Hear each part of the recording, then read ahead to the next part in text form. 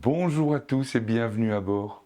Je vais vous faire visiter la première carte alimentaire de la santé. Je vais vous emmener la visiter jusque dans ses moindres recoins parce que ensuite je vais vous en parler, mais de façon très fine et très précise. Donc voilà cette carte qui se présente sous deux aspects. Il y a d'une part les îles qui sont sur cette mer, et il y a cette mer, justement. Il y a cette mer et il y a tout ce qui va autour et qui va nous être très utile ensuite pour pouvoir naviguer en toute autonomie. Donc cette carte, elle se présente sous forme de deux océans dès le départ. On a deux océans, un océan culinaire et un océan crulinaire. Ils ne sont pas de même nature. Il y en a un qui prend ses sources dans le néocortex, le cerveau récent, et un qui va chercher dans le cerveau reptilien et qui va dans les racines de nos origines. C'est pour ça que je l'appelle carte alimentaire, parce que celui-là, il est ancré dans la terre, et celui-là, il est ancré dans le cerveau. Voilà la différence majeure entre les deux. Ça, c'est un premier point. Un deuxième point, c'est que c'est un monde comme le nôtre. Donc il y a un équateur, il y a des vents, il y a des courants. Mais comme il s'agit d'un monde à l'envers, vu un petit peu d'un point de vue inhabituel, eh bien l'équateur, il est vertical. Voilà. Donc dans cette zone-là, c'est une zone où il y a très peu de vent. Dans ces deux zones-là qui s'éloignent de l'équateur, on a un vent qui s'appelle l'alizé, dans lequel les navigateurs peuvent se perdre. Et ce vent, il forcit au fur et à mesure qu'il s'éloigne. Le vent, il entraîne l'eau de la mer et il nous crée des courants. Et ces courants, ils vont aller dans cette direction, puis quand ils arrivent au bout, ils sont coincés. Mais je vous dis ça, c'est pas pour la rigolade, hein. Tout ça, ça va nous être utile après. Parce que quand ces courants, ils arrivent là, eh bien, ils sont obligés de remonter en haut, en bas, et ils sont obligés de créer un contre-courant. Et quand vous saurez naviguer, quand vous aurez acquis tous les outils, vous saurez prendre ces contre-courants pour pouvoir naviguer dans toute la carte.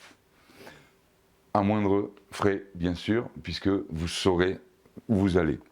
Nous voilà donc avec nos deux océans qui abritent des mers, au sein desquelles on se retrouve avec des îles regroupées en fonction de leur famille. On a tout d'abord une mer que j'ai appelée la mer des montées. C'est pas la peine de s'étendre beaucoup, on voit une pizza, un sandwich, etc. Ça, c'est les îles de la junk food là-dedans. Ici, on a la mer de la tradition. Là, c'est la grand-mère, la mamie, les dimanches éternels, les repas de famille, etc. Là, on passe dans la mer de la bonne conscience. La mer de la bonne conscience, elle est vue par ceux qui sont dans le monde culinaire. Donc, dans la mer de la conscience, on a l'île bio-bio, l'île de la diététique. On a aussi l'archipel de la tangente, là, parce que là, on a l'archipel des alternatives à ce mode alimentaire qui vient de la mer de la tradition. Et on a deux îles intéressantes sur lesquelles on s'attardera un peu, c'est l'île végane et l'île d'Ange Heureuse. Là, on est vraiment dans la norme. Mais là, dans la mer d'à côté, il y a quelque chose qui change. Vous avez remarqué que la mer, là, il y a énormément de pollution dans la mer. Et que plus on va vers l'est, et plus les îles sont vertes, là, il y a énormément d'habitations, la terre, elle est mangée, il y a quelque chose de l'irrespect entre l'homme et la nature ici, qui est très visible. Et là, on se rapproche de quelque chose de beaucoup plus respectueux. Nous sommes donc dans la mer de la transition. La mer de la transition, ce sont les trucs, mais on y reviendra. C'est là qu'on va acquérir les outils de la transition alimentaire. Et puis là, on bascule vraiment dans la mer sensorielle, la mer de la transition, et là, la mer sensorielle, dans laquelle on retrouve toutes les îles, à la fois des collecteurs et des cueilleurs. Donc voilà cette grande présentation, avec un point très important, c'est qu'il y a un gradient de santé d'ouest en est. Les bienfaits santé sont associés à des comportements alimentaires, et il est là sur cette carte. Pour la première fois, j'ai jamais vu de carte qui classait les comportements alimentaires les uns par rapport aux autres en fonction des bienfaits qu'ils ont sur la santé. Donc voilà cette première présentation. Ici, on a le monde connu de la grande majorité. Et ici, il y a un monde encore inconnu à découvrir, mais de ce monde-là, on a des échos qui viennent de ce monde. Ils ne sont pas toujours très joyeux, mais ça attise la curiosité parce qu'il y a peut-être quelque chose derrière. Donc revenons dans le détail, mer par mer. Dans cette mer, n'oubliez pas qu'on a un vent qui forcit et on a du courant. C'est-à-dire que si vous vivez ici, il y a des forces difficiles à combattre qui vont vous emmener vers la junk food et les fast-food et tout ça.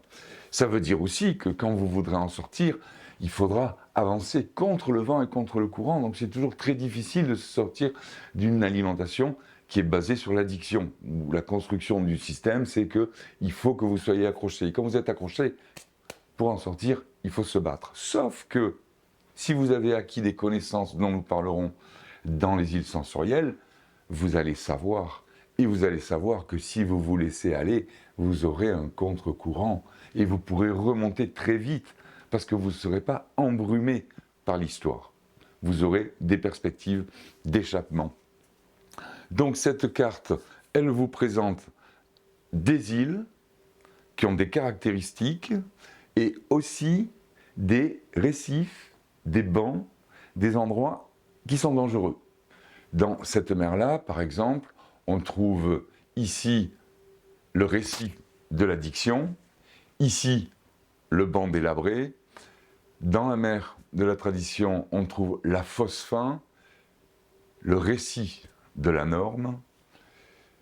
On change de mer, on se retrouve dans une île où on est dans la bonne conscience, donc les gens qui sont là et qui ne s'en sortent pas, ben, ils vont chercher là. Mais en allant chercher là, ils entendent d'un peu plus près ce qui se passe de l'autre côté. Donc il y a un mouvement, il y a quelque chose qui se passe qui fait qu'il est tout à fait possible. D'autant plus que plus vous sortez de ce monde et moins le vent est fort. Donc si le vent vient ici, et c'est le cas, eh bien ça sera de plus en plus facile d'aller vers le mieux. Dans cette zone, vous avez, donc c'est la zone de convergence intertropicale, d'où naissent les vents, les alizés. Cette zone, elle est très calme, c'est la zone du poteau noir. C'est un endroit où on peut s'engluer un petit peu, mais c'est un endroit de bascule, puisque de ce côté, on a la mer de la transition, et là, on a la mer de la bonne conscience, qui vous rappelle à l'ancien monde, et celui-là qui vous tire vers le nouveau monde. Alors là, la mer de la transition, c'est à la fois une mer qui s'ouvre au monde crulinaire. N'oubliez pas que le monde crulinaire, il commence par le mot cru. C'est qu'à partir du moment où l'aliment est cru, il vous rattache automatiquement à votre cerveau reptilien. Et ça, ce monde-là, il l'ignore totalement. C'est-à-dire qu'il y a une opposition entre les deux, entre ce monde qui est ancré dans le monde reptilien, auquel ce monde-là n'accède pas. Donc, dès que vous parlerez de cru, vous choquez le monde cuit. Parce qu'il sait la vérité profonde qu'il y a derrière, mais il sait qu'il n'y a pas droit, et il y a quelque chose, il y a un conflit, et ça, on en reparlera.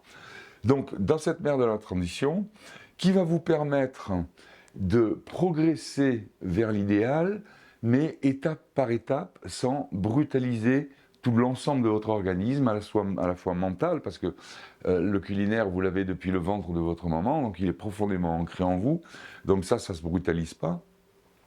Et puis, vous avez l'arrivée du nouveau monde, où vous allez améliorer votre connexion avec la nature. C'est-à-dire que là, vous avez un monde où les hommes sont totalement déconnectés de la nature. Non, ils sont connectés, mais ils vont se connecter par des énergies très subtiles. Ils vont entourer les arbres, ils vont aller dans des forêts, ils vont aller dans le désert pour retrouver une connexion, dont je vous parlerai après, mais qui leur fait défaut. Et là, la connexion, elle s'amplifie plus vous allez vers l'est. N'oubliez pas que le vent, maintenant, il pousse dans ce sens-là. Il vous emmène vers le mieux. Et vous allez entrer ici dans la dimension sensorielle, où le travail qui a été fait par l'évolution pendant des millions d'années va pouvoir ressurgir de vous, parce que toutes les clés sont en vous. Hein, il faut juste mettre en face la serrure que ces clés ouvrent. Donc on rentre là maintenant dans l'océan crulinaire, avec des îles qui, cette fois, ne sont plus regroupées en fonction des dégâts qu'ils font, mais en fonction d'un paramètre fondamental pour le cueilleur, c'est la disponibilité naturelle des aliments. Parce que les aliments, dans la nature, ils ne sont pas alignés sur un étal, on ouvre à 9 h le matin et on accède à tous les aliments. Non. Il y a des aliments qui sont disponibles toute l'année, et il y a une très grande île, c'est l'île des permanents. Des aliments qui sont disponibles de façon saisonnière. On a ces deux îles qui s'appellent l'archipel des îles saisonnières. Et vous avez l'archipel des îles aléatoires. Ce sont les trois grands groupes de ressources alimentaires. Et chacun de ces groupes a déterminé un système sensoriel qui est tout à fait particulier à lui. C'est pour ça qu'il est impossible de s'amuser à faire une évaluation sensorielle en mélangeant des aliments qui viennent d'une île où ils sont disponibles toute l'année et d'une île où c'est un aléatoire, et c'est très rare. Parce que ce qui est rare, si c'est bon, c'est hyper prisé. La curiosité sensorielle est très forte pour la rareté, elle l'est de manière alternative pour les saisonniers, et elle est très faible chez les permanents. Si vous avez une énorme attirance pour les pâtisseries et que vous mettez une assiette de légumes et une assiette de pâtisserie devant quelqu'un, il n'y a pas photo. Vous pouvez faire confiance à la diététique. L'enfant qui rentre, il ira forcément dans les pâtisseries. Dans la nature, c'est la même chose. C'est-à-dire qu'il y en a qui sont hyper intéressants, mais ils sont très rarement accessibles. Donc on n'a pas à se forcer, il n'y a pas de question de volonté. Et il y en a d'autres qui sont là de façon alternative. Dans ces mers, il y a aussi, dont je ne vous ai pas encore parlé, ces fameux récifs et ces bancs qui vont être très très utiles parce que c'est la réalité. Hein, même s'il y a des mouvements qui les occultent, mais la compensation, le jeûne, les hauts fonds du je sais tout, tout ça, ça a une signification très forte qui représente une réalité qu'on cherche à cacher dans le monde culinaire. Ici, on a aussi un cas particulier avec le groupe de l'instinctothérapie, qui est un petit peu reclus, enfermé sur lui-même, et vous comprendrez en allant chercher les raisons dans les explications.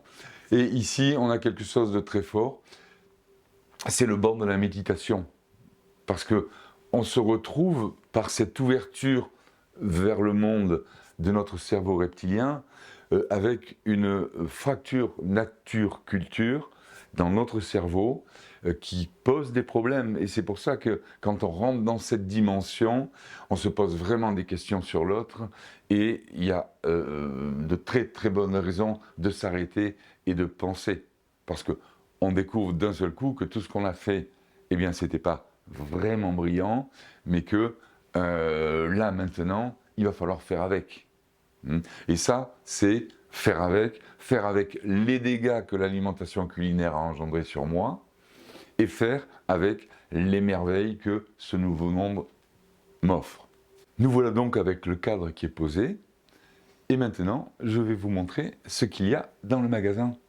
Parce que cette carte interactive, quand vous allez passer votre souris, à chaque endroit où vous allez survoler un nom, il va y avoir soit un texte qui sort, qui vous donne des explications, soit l'article qui traite directement et qui a justifié que j'ai une approche un petit peu critique sur certaines îles, et voire très très critique pour certaines. Et ça, vous allez pouvoir ouvrir la boîte de Pandore, tout en sachant que je travaille depuis des dizaines d'années, donc dans mes écrits, il y a tout, mais c'est réparti dans plein d'endroits. Là, avec cette carte, vous vous posez une question, vous allez sur le nom de l'île, et l'île va aller chercher l'article dans tel ou tel bouquin, et ça va vous donner un outil pédagogique de découverte d'un monde dont vous ignorez presque tout, qui est absolument formidable. Ça, c'est la présentation. Vous n'oubliez pas qu'on a un gradient de santé et qu'il y a du mouvement partout dans cette île. Dans la deuxième vidéo, on va rentrer, on va larguer les amarres et on va tirer des bords pour essayer de trouver sa voie. Merci à tous et rendez-vous dans la prochaine.